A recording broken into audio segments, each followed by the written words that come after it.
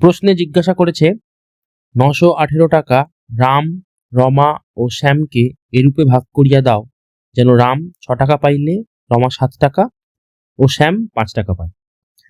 অঙ্কটা দুভাবে করা যেতে পারে, একটা ভগ্নাংশ পদ্ধতিতে করা যেতে পারে আর একটা ভগ্নাংশ ছাড়াও করা যেতে পারে। তা আমি ধরে নিচ্ছি যে তোমরা ভগ্নাংশ জানো, তা প্রথমটা আমি ভগ্নাংশ পদ্ধতিতে করছি। তাহলে রাম কত টাকা পাচ্ছে? রাম পায় 6 টাকা, রমা পায় 7 টাকা, আর শ্যাম কত টাকা পাচ্ছে? না, শ্যাম পায় 5 টাকা। তাহলে তিনজনের মোট কত টাকা পাচ্ছে? 6 সাথে 13 আর 5 18 টাকা। তাহলে তিনজনের মোট এত টাকা পাচ্ছে, 18 টাকা পাচ্ছে। তাহলে মোট টাকা যদি 18 হয়, মোট টাকা যদি 18 হয় তবে রাম পায়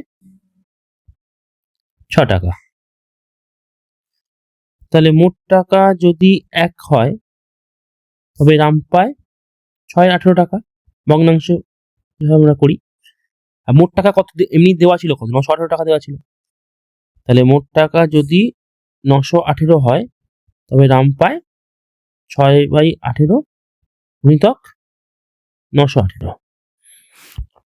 তাহলে এটা 18 যদি পড়ি, 18 5 90, 1 8, 18 1 18। তাহলে 6 দিয়ে যদি 91 গুণ করি, 6 কে 6, 6 5 30, তাহলে রাম পায় ওই 306 টাকা। এটা রাম পাচ্ছে।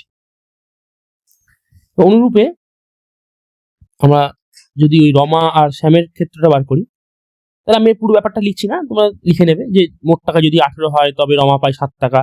তাহলে 1 টাকা হলে 7 এর 18 আর 918 মধ্যে তাহলে যেটা হবে আলটিমেট 7/18 গুণ, এটা রমার ক্ষেত্রে আর কি। রমা পাচ্ছে 7/18 গুণ 918। এটা কাটলে তো 51 হয়।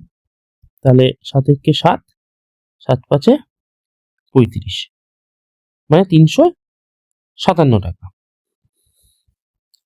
আর তাহলে বাকি পড়ে গেল শ্যাম। তাহলে শ্যাম কত পাবে?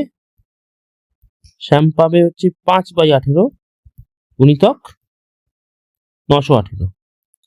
18 দিয়ে কাটাকাটি করলে 51, 5 একে 5, ও 1 মিনিট ভুল লিখলাম, 5 একে 5 আর 5 5 25, তাই 255 টাকা পাচ্ছে। তাহলে একজন পেল হচ্ছে 306 টাকা, এটা হচ্ছে পেল রাম, রমা পাচ্ছে 357 টাকা আর শ্যাম পাচ্ছে 255 টাকা। এটা হচ্ছে ভগ্নাংশ পদ্ধতিতে। আর যদি এমনি পদ্ধতিতে করতাম তাহলে কি হতো দেখো, আমি এটা বুঝিয়ে দিচ্ছি কি করে করতে হবে। 18 টাকা পেলে রাম কত পাচ্ছে? রাম পায় 6, রমা পায় 7 আর শ্যাম পায় 5 টাকা। তাহলে প্রথম আবার যদি 18 টাকা নিই তাহলে সেখানেও ওরকম হবে।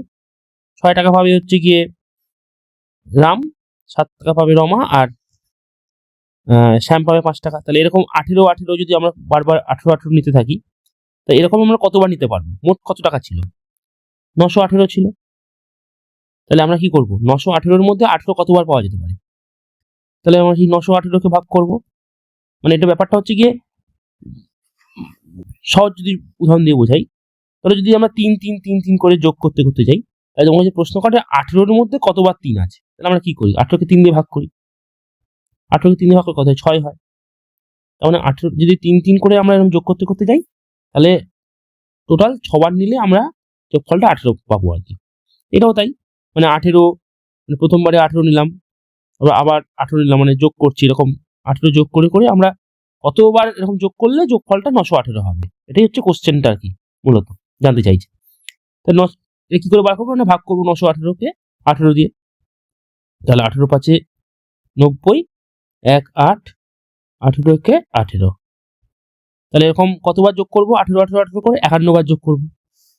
তাহলে প্রত্যেকবারে প্রত্যেক 18তে কত পায়? রাম 6 টাকা করে পায়। এরকম 18 কবার নিয়েছি, এরকম 18 কবার নিয়েছি, 51 বার নিয়েছি, মানে প্রত্যেকবার যদি রাম 6 টাকা করে পায়, এরকম 6 টাকা করে পায়, তাহলে 51 বারে কত পাবে? না ওই 6 ইন্টু 51 পাবে, প্রত্যেকবারে 6 টাকা করে পাচ্ছে, তাহলে নিচ্ছে 51 বার, তাহলে গুণ করছি ওই জন্য। তাহলে 6 কে 6, 6 পাচ্ছে 30, 6 টাকা পাচ্ছে রাম, এত টাকা রাম পাচ্ছে। আর তাহলে যদি এরকম, এবার এটা মুছে দিচ্ছি এই জায়গাটা, তাহলে বুঝতে সুবিধা হবে। তাহলে এবার প্রত্যেকবারে শ্যাম কত টাকা করে পাচ্ছে, এই শ্যাম বলছি, রমা কত করে 7 টাকা করে পাচ্ছে। প্রথম 18তে 7, আবার 7, এরকম করে 7, এরকম কতবার 51 বার। তাহলে রমা কত পাবে 7 ইন্টু 51, মানে 7 একে 7, 7 পাচ্ছে 35, এত টাকা কে পাচ্ছে না রমা। আর অনুরূপ ভাবে শ্যাম কত পাবে, 5 গুণ, মানে প্রত্যেক মানে ও 7 জায়গায় কত করে 5 করে পাচ্ছিল, তাহলে আবার মুছে আবার লিখছি এতে বুঝতে সুবিধা হয়।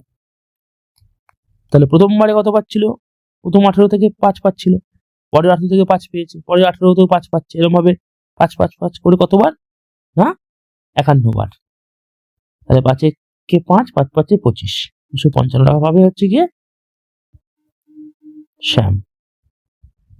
আশা করছি বোঝা গেছে, দুটো পদ্ধতি দেখালাম, একটা ভগ্নাংশ আর একটা হচ্ছে এরকম তোমরা পাটিগণিতের ভাষায় করতে পারো যারা ভগ্নাংশ সম্বন্ধে অতটা সরগর নয়।